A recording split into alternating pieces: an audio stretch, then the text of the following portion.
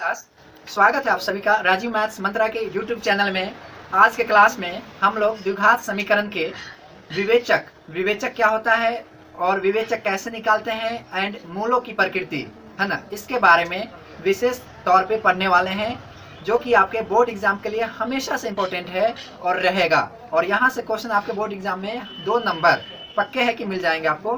तो चलिए स्टार्ट करते हैं आज का क्लास। तो पहले देखिए, पहले कॉन्सेप्ट को समझते हैं मैथ में कि इसका जो द्विघात समीकरण का जो रूप होता है क्या होता है, ax² + bx + c, फिर जहाँ क्या हो a नॉट इक्वल टू 0, मतलब x² का कॉफिशिएंट मैंने पढ़ा था कि x² का जो कॉफिशिएंट होगा a नॉट इक्वल टू 0 होना चाहिए and a b c they belongs to real, r means real number में बिलोंग्स करना चाहिए। तो देखिए इसमें जो आप निकालोगे तो ये क्या होता है, d बराबर b² - 4ac, और b² - 4ac को ही विवेचक कहा जाता है। इसको कहते हैं डिस्क्रिमिनेंट है ना, जिसको कहते हैं विवेचक है ना। तो आपको यदि कोई पूछे क्या कहेंगे कि b² - 4ac को क्या कहते हैं, विवेचक कहते हैं, जिसको हम कैपिटल D से डिनोट करते हैं। अब देखें इसमें क्या करेंगे, मूलों की प्रकृति। तो पहली चीज कि आप लोग क्या होगा कि देखिए कंडीशन समझिए, कंडीशन फर्स्ट, यदि सबसे पहले क्या निकालेंगे, d निकालेंगे है ना। तो d निकालेंगे तो d क्या होता है, सबसे पहले d का वैल्यू यदि 0 से बड़ा है ना, तो मूलों की प्रकृति क्या होगी, वास्तविक और असमान होगी। वास्तविक और असमान होगी है ना। और इस कंडीशन में जो आपका x का जो वैल्यू होगा वो यही होगा -b ± √d/2a, ठीक है। एंड सेकेंड देखिए कंडीशन सेकेंड, यदि आप d निकाले, d = 0 हो तो इसके मूलों की प्रकृति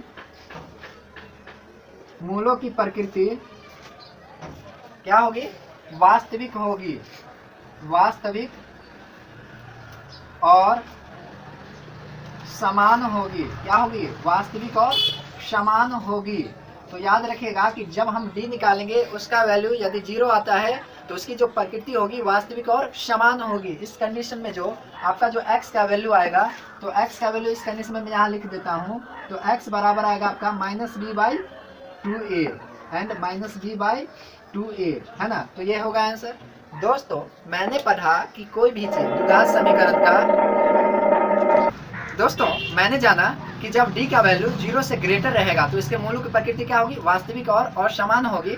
और जब d का वैल्यू यदि 0 के इक्वल हुआ तो इसकी जो मूलों की प्रकृति होगी वो वास्तविक और समान होगी। जैसा कि मैंने पढ़ा यहाँ पे कि इसका क्या होगा, x -b/2 एंड मूलों की प्रकृति यदि d का वैल्यू 0 से ग्रेटर हुआ तो वास्तविक और असमान होगी, तो -b ± √d/2a होगी। तो एक बार पहले आप लोग स्क्रीनशॉट ले लीजिए। तो मैं तीसरा कंडीशन इसका बताता हूँ। तो अब हम जानेंगे इसके तीसरे कंडीशन के बारे में। तो देखिए तीसरा कंडीशन क्या है, यदि d का वैल्यू 0 से कम हो है ना, यानी निगेटिव हो, तो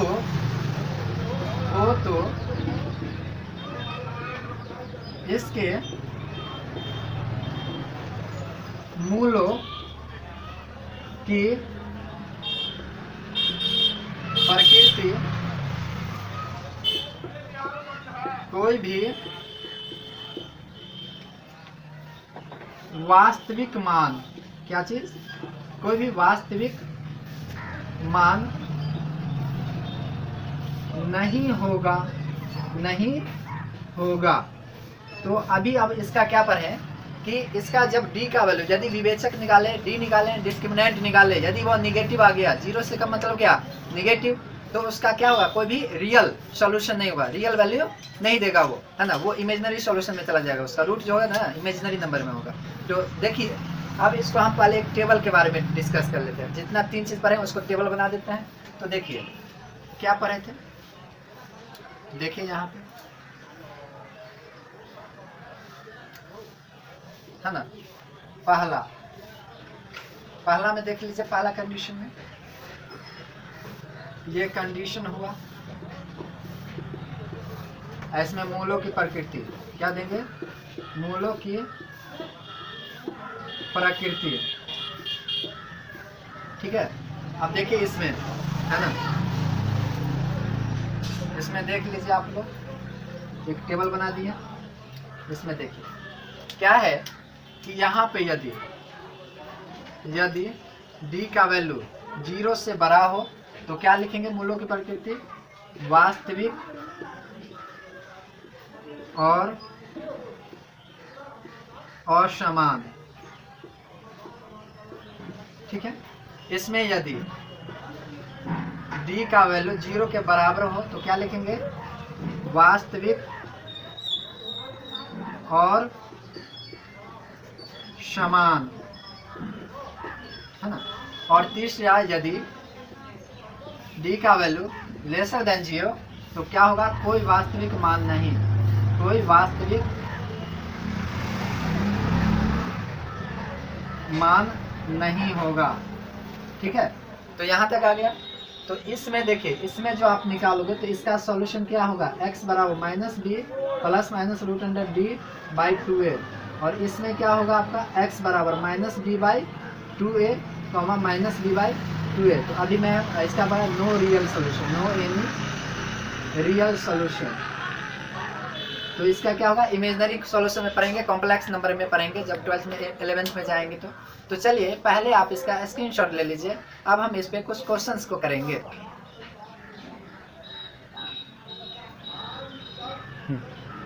तो यहाँ पे हम कुछ क्वेश्चंस को ले लिए हैं कि मूल आपको ज्ञात नहीं करना है और मूलों की प्रकृति बताना है। तो देखिए मूलों की प्रकृति कैसे निकालते हैं, इसके लिए सबसे पहले हम विवेचक निकालेंगे, डिस्क्रिमिनेंट। तो देखिए पहले हम यहाँ पे जो जैसे क्वेश्चन है आपका ये, तो इसको क्या करेंगे, ax² plus bx plus c से तुलना करने पर, क्या करने पर, तुलना करने पर। तो जब इसको तुलना करेंगे, तुलना करने पर, तो a का वैल्यू क्या आएगा, x² के बगल वाला, b का वैल्यू क्या आएगा, x के बगल वाला, और c जो कांस्टेंट टर्म आएगा। तो यहाँ से मेरा a का वैल्यू आ गया आपका कितना, 5, b का वैल्यू कितना आ गया, माइनस में 4, और c का वैल्यू कितना आ गया आपका, 2 आ गया। अब देखिए इसमें डिस्क्रिमिनेंट विवेचक जो जानते हैं d क्या जानते हैं, b² माइनस 4ac, तो b का मान कितना है, -4 का क्या करेंगे, स्क्वायर माइनस 4 इंटू a का मान कितना 5, c का मान कितना 2। अब देखिए यहाँ पे कितना होगा, 16 माइनस 4 5 20 कितना 40, है ना। अब देख लीजिए आप, ये क्या आया, माइनस में 24, क्या है माइनस में 24। तो चूंकि अब क्या करेंगे, यहाँ पे देख लीजिए d का वैल्यू क्या आया, 0 से कम है ना। तो इसलिए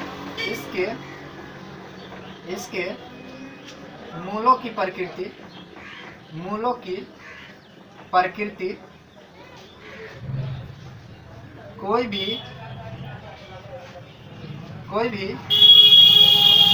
वास्तविक मान नहीं होगी, क्या होगी, नहीं होगी, ठीक है। अब देखिए इस क्वेश्चंस को हम देख लेते हैं और इस क्वेश्चंस को कैसे करते हैं। देखिए यहाँ सिंपल सी बात है, यहाँ भी क्या करेंगे, ax² plus bx plus c से तुलना करने पर, क्या करने पर, तुलना करने पर, है ना। तो यहाँ देखिए तुलना करेंगे तो a का वैल्यू कितना आया, 2 आएगा, b का वैल्यू आपका आया 5, और c का वैल्यू कितना आया 9। तो यहाँ से हम जो डिस्क्रिमिनेंट होता है d = b² माइनस 4ac, इस चीज को क्या करेंगे, निकालेंगे।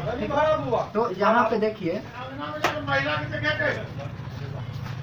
तो d बराबर b² माइनस 4ac और b वैल्यू पुट कीजिए तो कितना होगा, 5 का स्क्वायर माइनस 4 इंटू 2 इंटू कितना 9। अब देखिए 5 का कितना 25 माइनस कितना 4 टू 8 72। अब इसको यदि घटाएंगे तो कितना आएगा बताइए, जैसे 7 और 6 में से 47 आया, है ना, माइनस में। तो चूंकि d का वैल्यू क्या आया, 0 से कम आया ना, 0 से कम, तो क्या होगा, इसीलिए इसके मूलों की प्रकृति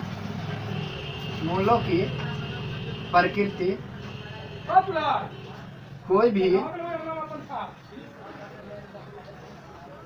कोई भी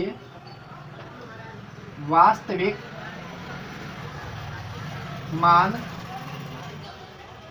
नहीं होगी, है ना। तो दोस्तों मैंने जो दोनों क्वेश्चन किया उसमें कोई भी वास्तविक मान नहीं होगी। चलिए अब हम फिर नेक्स्ट क्वेश्चन लेते हैं। आप लोग पहले एक बार स्क्रीनशॉट ले लीजिए।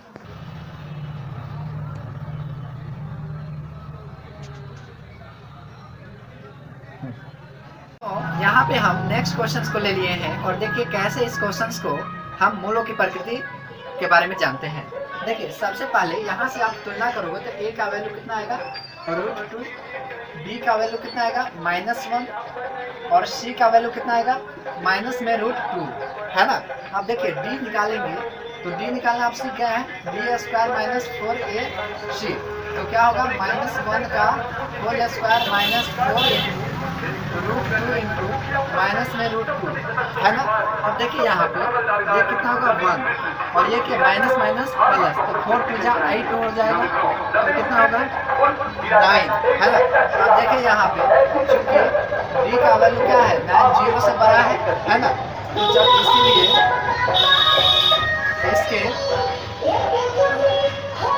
इसके मूलों की प्रकृति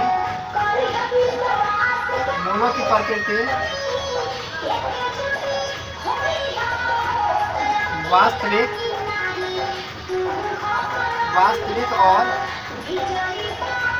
और समान होगी, है ना। तो मैंने देखा दोस्तों, अब हम इस क्वेश्चन को ले लिए। देखिए यहाँ से आप क्या करेंगे, a का वैल्यू कितना होगा 4/3, b का वैल्यू कितना होगा -2 और c का वैल्यू कितना होगा 3/4, है ना। अब देखिए हम इसको d निकालेंगे इसका, तो चलिए d निकाल लेते हैं। तो d बराबर क्या होता है b² - 4ac। अब क्या होगा 4/3 का होल स्क्वायर, सॉरी b का जगह कितना -2, तो क्या करेंगे -2 का स्क्वायर -4 × 4/3 × 3/4। और देखिए ये से ये कैंसिल, ये से ये कैंसिल, अब कितना आएगा 4 - 4 बराबर कितना आया 0, है ना। अब चूंकि b = 0, है ना, इसलिए इसके मूलों की प्रकृति क्या होगी, वास्तविक और समान होगी। तो इस प्रकार मैंने तीनों कंडीशन जो था, एक में आपका था कोई वास्तविक मान नहीं, दूसरा था वास्तविक और समान, और ये जो तीसरा है कोई वास्तविक और समान था। इस प्रकार मैंने तीनों कंडीशन के क्वेश्चंस को किया। अब देखिए इस पर हम कुछ और बेहतरीन क्वेश्चंस को लेंगे। चलिए एक बार पहले आप लोग स्क्रीनशॉट ले लीजिए। दोस्तों मेरा जो क्वेश्चन है बोल रहा है कि p का मान निकालें जिसके लिए समीकरण px² - 5x + 3 = 0 के मूल समान हो, है। तो देखिए पहले चीज क्या दिया गया था, दिया गया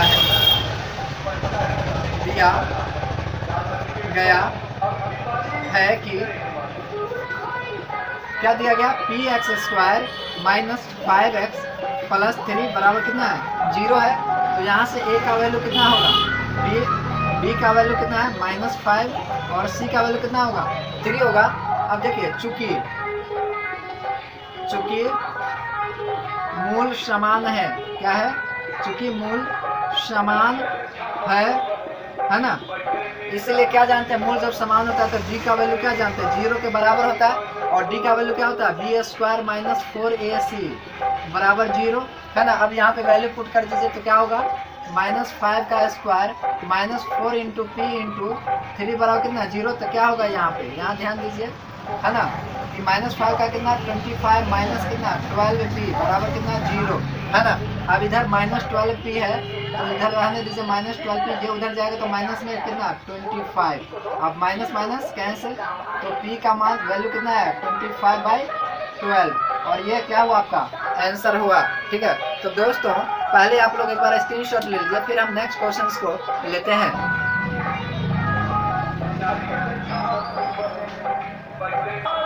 दोस्तों यहाँ पे हम नेक्स्ट क्वेश्चन ले लिए। आपका क्वेश्चन ये कर रहा है कि k का मान निकालें यदि समीकरण kx into x minus 2 plus 6 बराबर 0 के मूल समान हो। देखिए तो यहाँ से पहले कर दिए, दिया गया है कि ये इक्वेशन था, इक्वेशन हमने लिख दिया, इसको मल्टीप्लाई कीजिए, क्या होगा kx square minus 2kx plus 6 बराबर क्या होगा 0। अब यहाँ पे देखिए a का वैल्यू कितना होगा k, b का वैल्यू कितना होगा माइनस 2k, c का वैल्यू कितना होगा 6, है ना। अब देखिए चूंकि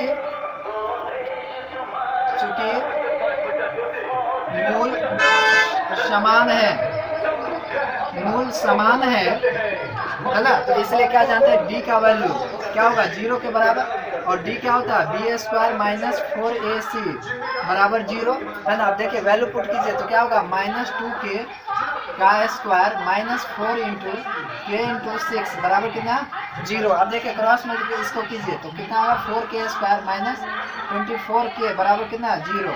अब यहाँ पे देखिए थोड़ा ध्यान से, यहाँ पे 4 को हम कॉमन ले लेते हैं तो क्या आएगा k माइनस 6 बराबर कितना 0। अब आ गया, अब देख लीजिए यदि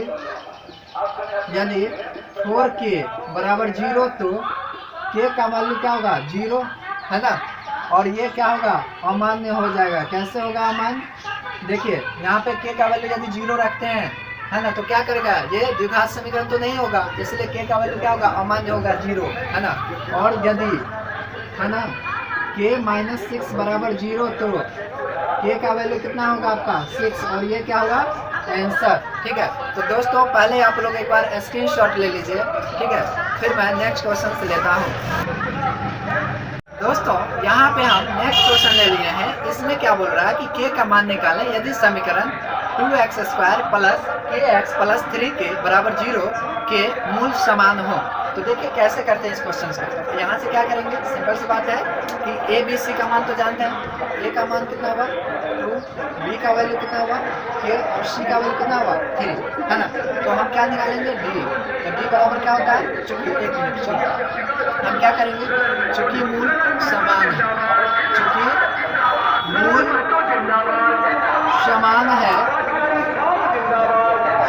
है तो क्या करेंगे d का वैल्यू 0 के बराबर होगा, है ना, तो b स्क्वायर माइनस 4ac बराबर 0। ठीक है, अब देखिए आप क्या करेंगे, d का स्क्वायर माइनस 4 बराबर कितना 0, है ना, या क्या होगा k स्क्वायर माइनस कितना 24 बराबर कितना 0। अब इसको उस साइड ले जाइए तो क्या होगा k स्क्वायर बराबर कितना 24।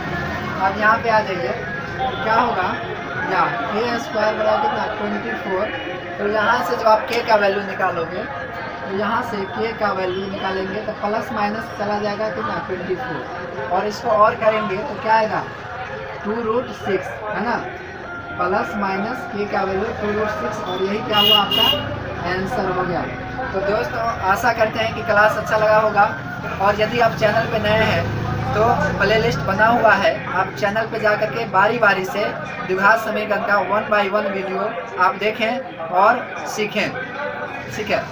और हमसे फिर भेंट मुलाकात होगी नेक्स्ट क्लास में, इसी आशा उम्मीद के साथ कि आप लोग डेली का पढ़ाई डेली पट समझ करके पढ़ रहे होंगे। तो दोस्तों आज की क्लास में मैंने समझा कि द्विघात समीकरण के मूलों की प्रकृति के बारे में, बिना मूल निकाले कैसे हम बनाएंगे और विवेचक कैसे निकालते हैं, इस चीज़ के बारे में पढ़ा। तो चलिए फिर मिलेंगे हम नेक्स्ट क्लास में। Bye, see you tomorrow.